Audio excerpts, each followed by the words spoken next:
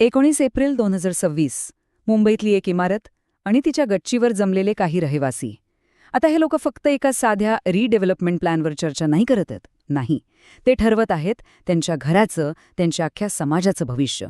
तर चला पाहूया नेमकं काय घडलं त्या महत्वाच्या बैठकीत. एका रहिवाशाचं हे वाक्य ऐका. या एका वाक्यातच या संपूर्ण लढ्याचं सार आहे. एका बाजूला नव्या घराची आशा आणि दुसऱ्या बाजूला सगळं काही गमावण्याची भीती. या दोन्ही भावना यात अगदी स्पष्ट दिसतात. आणि म्हणूनच हा फक्त एका इमारतीचा नाही तर लोकांच्या अख्ख्या आयुष्याचा प्रश्न आहे. तर ही गोष्ट आहे श्री सिद्धिविनायक कृपा नावाच्या इमारतीतल्या लोकांची. हे सगळेजण ना एका अशा वळणावर उभे आहेत, खूपच नाजूक. कारण एका बिल्डरने त्यांच्यासमोर एक प्रस्ताव ठेवलाय. आता तो स्वीकारायचा की नाही या एका निर्णयावर त्यांचं अख्खं भविष्य अवलंबून आहे. आता ही बैठक का बोलावली आहे तर त्याचं कारण आहे विकासकाने दिलेला एक प्रस्ताव. दिसायला खूप आकर्षक आहे पण तितकाच गोंधळात टाकणारा. म्हणजे नक्की काय मिळणार, कसं मिळणार, काहीच स्पष्ट नाही.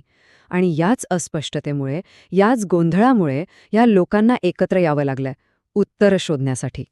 पण एक प्रश्न पडतो की या लोकांच्या मनात इतकी भीती का आहे, इतका अविश्वास का? याचं उत्तर ना त्यांच्या डोळ्यांसमोर घडलेल्या एका गोष्टीमध्ये आहे.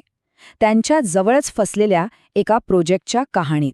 विचार करा, तब्बल 22 वर्षांपासून त्यांच्या शेजारचे लोक घरासाठी झगडत आहेत.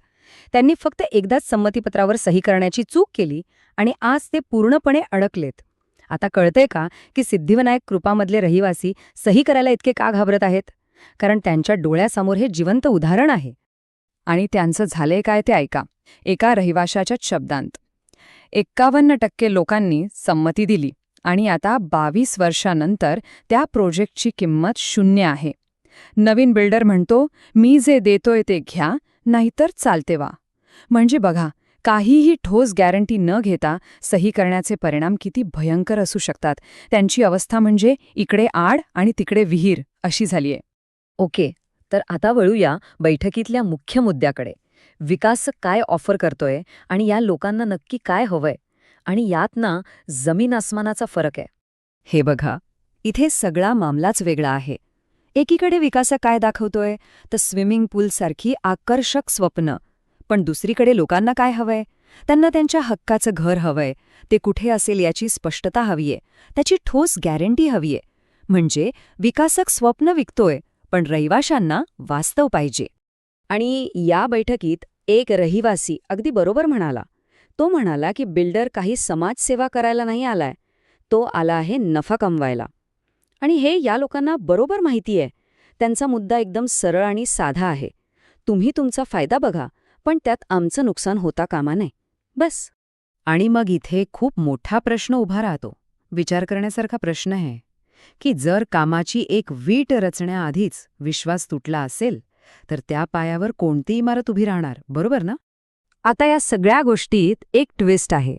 एक तिसरं आणि सगळ्यात महत्वाचं कॅरेक्टर आहे, जे या पूर्ण चित्रात कुठेच दिसत नाहीये. कोण आहे हे? तर जमिनीचा खरा मालक, सरकारी संस्था, म्हाडा. ही गोष्ट समजून घेणं खूप खूप महत्वाचं आहे. बघा, विकासक किंवा बिल्डर जो आहे तो फक्त एक कॉन्ट्रॅक्टर आहे, एक मध्यस्थ. जमिनीची खरी मालकी आहे म्हाडाकडे. आणि म्हणूनच या सगळ्या चर्चेतून म्हाडा गायब असणं हीच या रहिवाशांची सगळ्यात मोठी चिंता आहे. म्हणजे बघा, सिस्टीम कशी आहे. सगळ्यात वर मालक म्हाडा, मध्ये आहे कॉन्ट्रॅक्टर विकासक आणि सगळ्यात खाली भाडेकरू म्हणजे हे रहिवासी. पण प्रॉब्लेम काय आहे की मालक आणि भाडेकरू यांच्या डायरेक्ट काही बोलणंच होत नाहीये. सगळा व्यवहार त्या मधल्या माणसाकडून होतोय आणि यामुळेच हे रहिवासी कायदेशीररित्या खूप असुरक्षित झाले आहेत. आणि म्हणूनच एका रहिवाशाने एकदम कळीचा मुद्दा उचलला. तो म्हणाला, आपण आपली संमती या विकासाला का द्यायची? ती तर आपण म्हाडाला दिली पाहिजे, कारण मालमत्ता त्यांची आहे. अगदी बरोबर. त्यांना हे कळून चुकलंय की ते चुकीच्या माणसाशी बोलतायत आणि उद्या काही घोटाळा झाला तर ते पूर्णपणे एकटे पडतील. आणि इथून या बैठकीला एक नवं वळण मिळतं. हा एक टर्निंग पॉइंट आहे. कारण आत्तापर्यंतची प्रत्येकाची वेगळी वेगळी चिंता होती, ती आता एका सामूहिक ताकदीमध्ये, एका एकत्रित आवाजामध्ये बदलत आहे. तर मग त्यांनी मिळून काही नियम बनवले स्वतःच्या संरक्षणासाठी. पहिलं, फक्त अधिकृत घरमालकांची एक पुनर्विकास कमिटी बनेल. दुसरं, फक्त व्हेरिफाईड मालकांसाठी एक नवा व्हॉट्सॲप ग्रुप तयार होईल. आणि तिसरा, सगळ्यात महत्त्वाचा नियम, रूल नंबर 1, कोणीही कुठल्याही संमतीपत्रावर सही करणार नाही. आधी पूर्ण माहिती, मगच पुढची बोलणी, आणि तेही 100% लोकांची संमती असेल तरच.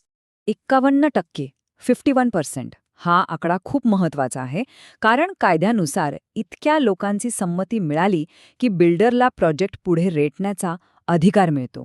आणि म्हणूनच ह्या लोकांनी ठरवलंय की काहीही झालं तरी एकजुटीने राहायचं. जोपर्यंत आपण एकत्र आहोत तोपर्यंत विकासक हा आकडा गाठूच शकणार नाही. आणि ते इथेच थांबले नाहीत. त्यांनी अजून एक जबरदस्त निर्णय घेतला. ठरवलं की आपण स्वतः पैसे गोळा करायचे आणि आपल्या बाजूने तज्ज्ञ लोक नेमायचे. म्हणजे एक प्रोजेक्ट मॅनेजमेंट कन्सल्टंट, एक आर्किटेक्ट आणि एक वकील. ह्यावरून कळतं की ते फक्त भावनेच्या भरात नाही, तर पूर्ण तयारीनिशी, प्रोफेशनल मदतीने ही लढाई लढणार आहेत. तर मग बैठकीच्या सुरुवातीला जो गोंधळ होता, जी चिंता होती, त्याचं रूपांतर आता एका स्पष्ट, एका पॉवरफुल ॲक्शन प्लॅनमध्ये झालं होतं. पाहूया काय आहे हा प्लॅन. हा आहे त्यांचा पुढचा मार्ग. 4 सोप्या स्टेप्स. 1. एकजूट. 100% रहिवासी एकत्र राहतील. 2. स्पष्टता. जोपर्यंत नकाशा आणि पूर्ण प्लॅन मिळत नाही, तोपर्यंत सही नाही. 3. मालकाला सामील करणे. म्हणजे प्रत्येक मीटिंगमध्ये म्हाडाचे अधिकारी हजर पाहिजेतच. आणि 4. सतर्क राहणे. कोणत्याही दबावाला किंवा खोट्या आश्वासनांना बळी न पडणे. बस, या 4 खांबांवर त्यांची पुढची लढाई उभी आहे. आणि सगळ्यात इंटरेस्टिंग गोष्ट म्हणजे त्या दिवशी बैठक संपली तेव्हा बिल्डरला हो किंवा नाही असं काहीच उत्तर मिळालं नाही, कारण तो निर्णय झालाच नाही. त्याऐवजी एक जास्त मोठा निर्णय झाला, तो म्हणजे आपण सगळे एकत्र आहोत. आणि हीच त्यांची खरी ताकद आहे, त्यांच्या इमारतीत नाही तर त्यांच्या एकजुटीत. शेवटी ही गोष्ट फक्त एका इमारतीची किंवा काही लोकांची नाहीये. मुंबईसारख्या सतत बदलणाऱ्या प्रत्येक शहराची ही कहाणी आहे, जिथे विकासाच्या नावाखाली मोठे मोठे टावर्स उभे राहतात. पण त्या प्रगतीसाठी, एका नवीन घरासाठी, माणसांना नेमकी कोणती किंमत मोजावी लागते? हा प्रश्न मात्र तसाच उभा राहतो.